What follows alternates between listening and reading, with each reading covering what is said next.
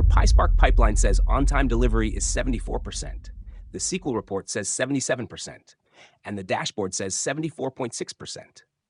None of these numbers comes from a broken query. Each calculation is internally reasonable. But management cannot act on 3 versions of the same KPI.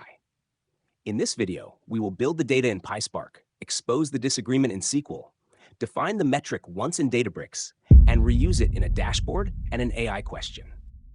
The real problem is usually not syntax. It is invisible business logic. Should duplicate shipment events count once or many times? Should canceled shipments remain in the denominator? What happens when the promised date is null? And should a partial shipment be included, excluded, or evaluated separately? If one PySpark job, one analyst query, and one dashboard each answer those questions differently, the numbers drift. Copying the same SQL into more places does not create governance. It creates more copies to maintain. Before defining a metric, we need a trustworthy row-level dataset and a clear contract for what the metric means. I am generating synthetic shipment events, so you can run this demo without external data. The dataset contains 1,722 shipment identifiers and deliberate quality problems. Every 19th shipment receives a later duplicate event. Some shipments are canceled. Some promised dates are missing. Some deliveries are partial. Carrier-specific delay patterns also give the dashboard a realistic story. The constants are deterministic, so your output should match mine. After the duplicate events are added, the raw delta table contains 1,812 rows. That difference between shipment identifiers and event rows is already enough to create a KPI problem if someone aggregates at the wrong grain. Now PySpark turns raw events into one trusted row per shipment. A window partitions by shipment identifier and orders by event version and update timestamp. Row number 1 is the latest event. We exclude canceled shipments and records without the 2 dates required for on-time delivery. Then we calculate delay days and classify each valid delivery as on-time or late.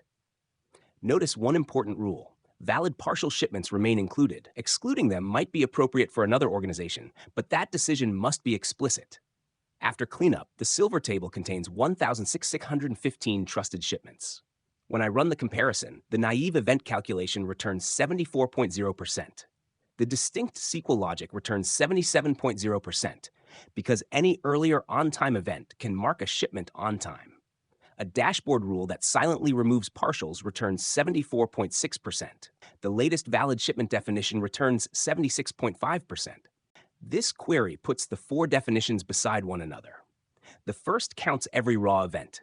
The second uses distinct shipment identifiers, but allows any duplicate event to qualify.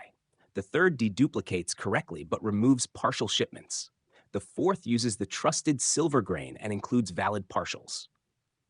The point is not that 76.5 is universally correct. The point is that the organization must choose one definition, document it, and make every consumer reuse it. That is where a Databricks metric view becomes useful. A metric view is a governed semantic object in Unity Catalog. It defines reusable fields and aggregate measures without fixing the grouping level in advance. Here the fields are shipment month, plant, carrier, and delivery status. The measures include total shipments, on-time shipments, late shipments, on-time delivery percentage, and average delay days. The YAML also gives each field and measure a business description and synonyms. That metadata helps dashboard authors and AI tools understand that OTD, delivery reliability, and on-time percentage refer to the same governed measure. The calculation is created once with create view, the with metrics clause, and a YAML definition.